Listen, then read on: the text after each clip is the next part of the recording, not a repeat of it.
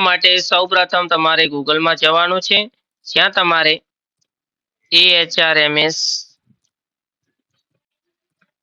ગુજરાત લખવાનું છે અને ક્લિક કરી દેવાની છે। ત્યારબાદ સૌપ્રથમ જે લિંક છે તેના પર તમારે ક્લિક કરવાનું છે। ક્લિક કરશો એટલે આ પ્રકારની વિન્ડો ઓપન થઈ છે, જેમાં તમારે રિક્વાયરમેન્ટ પર ક્લિક કરવાનું છે અને એપ્લાય પર ક્લિક કરી દેવાનું છે। ત્યારબાદ અહીંયા જિલ્લા વાઇઝ આંગણવાડીની માહિતી આવી જશે, જેમાં તમારે જે પણ તમારો જિલ્લામાં તમે ફોર્મ ભરવા માંગો છો તે જિલ્લો તમારે અહીંયાથી પસંદ કરી લેવાનો છે। ત્યારબાદ તમારે એપ્લાય પર ક્લિક કરવાનું છે। એપ્લાય પર ક્લિક કરશો એટલે આ પ્રકારની થોડી સૂચના આપેલા છે, તે સૂચના તમારે ધ્યાનપૂર્વક વાંચી લેવાની છે।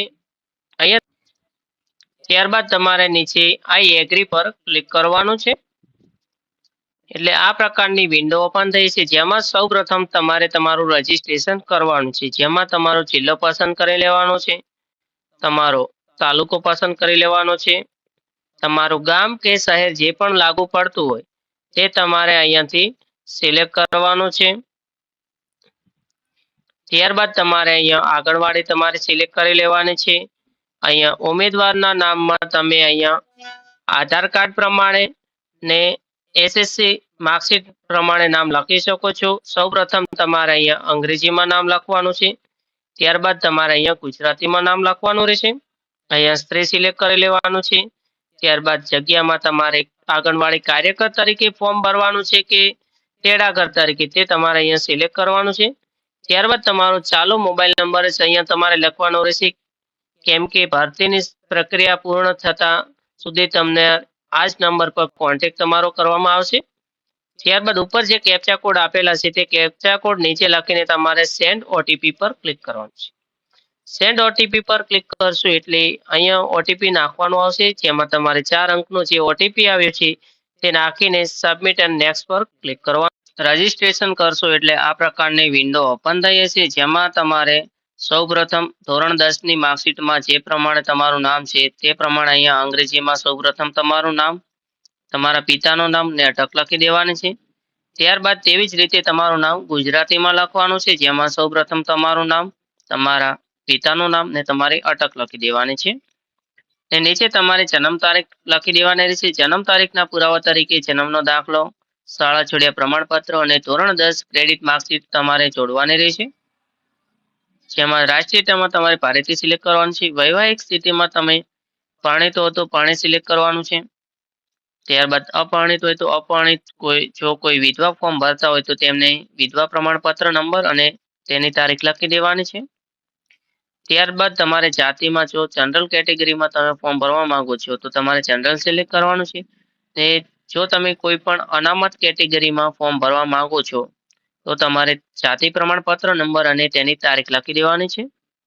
ત્યારબાદ નીચે જશો એટલે મામલતદાર શ્રીના પ્રમાણપત્ર મુજબ તમારે સરનામું લખવાનું છે, જેમાં તમારે તમારું ગામ પસંદ કરી લેવાનું છે, તમારો પિનકોડ નંબર લખી દેવાનો છે, રહેઠાણનો દાખલો જે તારીખે તમારે ઇસ્યુ થયો તે દાખલાની તારીખ લખવાની છે, ને રહેઠાણનો દાખલો 28/2/25 થી લઈને 30/8/25 સુધીમાં ઇસ્યુ થયેલા છે તો જ માન્ય ગણવામાં આવશે। તેના પછીની કે તેના પહેલાની તારીખનો હશે તો દાખલો અમાન્ય ગણાશે। ત્યારબાદ તમારે પત્ર વ્યવહાર માટેનું સરનામું લખવાનું છે, જેમાં તમારે અહીંયા તમારા ગામનું નામ લખવાનું છે, તમારો જિલ્લો પસંદ કરી લેવાનો, તમારો તાલુકો પસંદ કરવાનો રહેશે, ને તમારું ગામ પસંદ કરીને નીચે તમારો પોસ્ટનો પિનકોડ નંબર લખી દેવાનો છે। જો તમારી પાસે ઈમેલ એડ્રેસ હોય તો તમારે ઈમેલ એડ્રેસ લખી દેવાનું છે। ત્યારબાદ એક્સપિરિયન્સ ડિટેલ્સમાં જો કોઈ તેડાગર આંગણવાડી કાર્યકર તરીકે ફોર્મ ભરવા માંગતું હોય તો તેના માટે છે। જો તેઓ કાર્યકર તરીકે ફોર્મ ભરવા માંગે છે તો તેમને હા લખવાનું છે। ત્યારબાદ તેઓ નોકરીમાં જ્યારે જોડાયા છે તે તારીખ અહીંયા લખવાની રહેશે, તેમનો એપ્લાય કોડ લખવાનો છે અને ઓરિએન્ટેશન તાલીમ તેમણે લીધેલ છે કે નથી તે તેમને લખવાનું રહેશે। ત્યારબાદ તમારે અહીંયા બંને બોક્સ પર ક્લિક કરીને સબમિટ અને નેક્સ્ટ થઈ ગયા બાદ તમારે તમારી શૈક્ષણિક વિગતો લખવાની રહેશે, જેમાં સૌપ્રથમ જો તમે કાર્યકર તરીકે ફોર્મ ભરી રહ્યા છો તો 12 પાસ ફરજિયાત છે અને તેડાગર તરીકે ફોર્મ ભરતા હોય તો 10 પાસ ફરજિયાત છે। જેમાં તમારે સૌપ્રથમ તમારે ધોરણ 12 ની વિગત લખવાની રહેશે। અહીંયા ગુણ પ્રકારમાં તમારે ગુણ સિલેક્ટ કરવાના રહેશે। ત્યારબાદ તમે જેટલા પણ ગુણ મેળવેલો હોય તે તમારે લખવાના છે. ત્યારબાદ કુલ ગુણ કેટલા હતા તે તમારે અહીંયા લખવાના છે. ત્યારબાદ તમારે તમારું પરીક્ષા બોર્ડ લખવાનું છે. જો ગુજરાતમાં પાસ કરેલ હશે 12 પાસ તો ગુજરાત સેકન્ડરી એડ્યુકેશન બોર્ડ આવશે. ત્યારબાદ તમે ધોરણ 12 પાસ કર્યું હોય તે વર્ષનું નામ લખી દેવાનું છે. કેટલા પ્રયત્ન તમે ધોરણ 12 પાસ કર્યું છે તેની સંખ્યા લખવાની છે. ને ત્યારબાદ જો તમે ધોરણ 12 પાસ પછી કોઈ પણ 2 વર્ષથી વધુનો ડિપ્લોમા કોર્સ કરેલો હોય તો તેની વિગત તમે લખી શકો છો.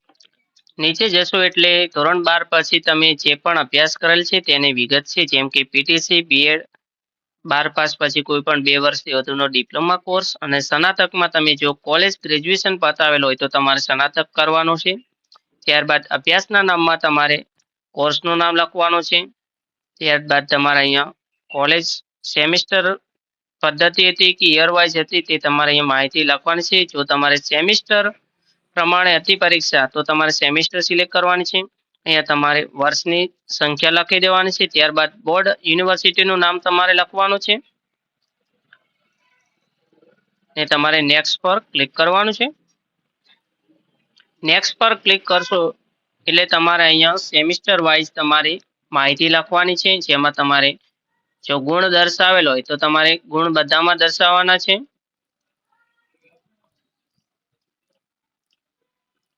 અહીંયા તમે કેટલા મેળવેલ ગુણ હતા તે લખવાના છે, કુલ ગુણ કેટલા હતા તે લખવાના છે, ને કેટલા ટ્રાય તમે પરીક્ષા પાસ કરેલ છે તે લખવાની છે.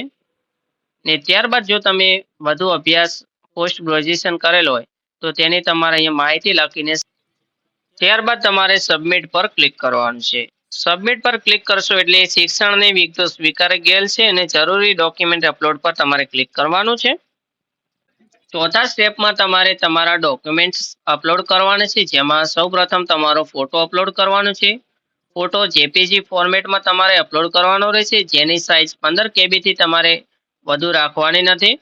ત્યારબાદ નીચે જશો એટલે તમારે જે પણ તમે વિગતો દર્શાવેલ છે તે બધી જ વિગતો તમારે અહીંયા તેના ડોક્યુમેન્ટ્સ અપલોડ કરવાના છે, જેમાં સૌપ્રથમ તમારે સ્વ ઘોષણાપત્રક અને આધાર કાર્ડ બંને એક જ પીડીએફમાં તમારે અપલોડ કરવાના છે, જેમાં તમારે ચૂઝ ફાઇલ પર ક્લિક કરીને તે સિલેક્ટ કરીને અપલોડ પર ક્લિક કરી દેવાના છે.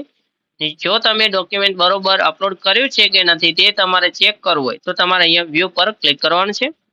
ત્યારબાદ અહીંયા જન્મ તારીખના પુરાવામાં તમારે તમારી શાળા છોડ્યાનું પ્રમાણપત્ર, ધોરણ 10 નું ક્રેડિટ સર્ટિફિકેટ અથવા તો તમે જન્મ તારીખનો દાખલો અહીંયા અપલોડ કરી શકો છો.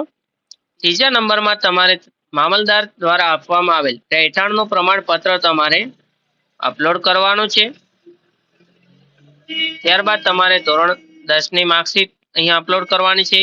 ધોરણ 12 પાસની તમારે માર્કશીટ અપલોડ કરવાની છે. જો તમે ધોરણ 12 2 થી વધુ પ્રયત્ને પાસ કરેલ હશે તો તમારે બધા જ ટ્રાયની તમારે અહીંયા માર્કશીટ અપલોડ કરવાની આવશે. ત્યારબાદ કોલેજની વિગતોમાં તમારે સેમિસ્ટર 1 થી લઈને 6 સેમ હોય તમારે તો 6 સેમની તમારે અહીંયા માર્કશીટ અપલોડ કરી દેવાની છે.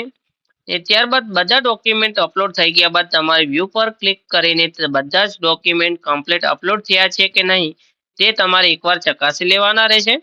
ને ત્યારબાદ જો તમારે કોઈ પણ ડોક્યુમેન્ટ બાકી રહી ગયેલ હોય તો તમારે સેવ એઝ ડ્રાફ્ટ એપ્લિકેશન તમે ક્લિક કરશો એટલે તમારા ડોક્યુમેન્ટની જે પણ તમે વિગતો ભરેલા છે તે સેવ થઈ જશે. ફરીવાર તમારે તે વિગતો લખવાની આવશે નહીં. તે તમારે જો ડોક્યુમેન્ટ કમ્પ્લીટ હોય ને તો તમારે કન્ફર્મ એન્ડ સબમિટ પર તમારે ક્લિક કરવાનું છે એટલે તમારું ફોર્મ ભરાઈ જશે.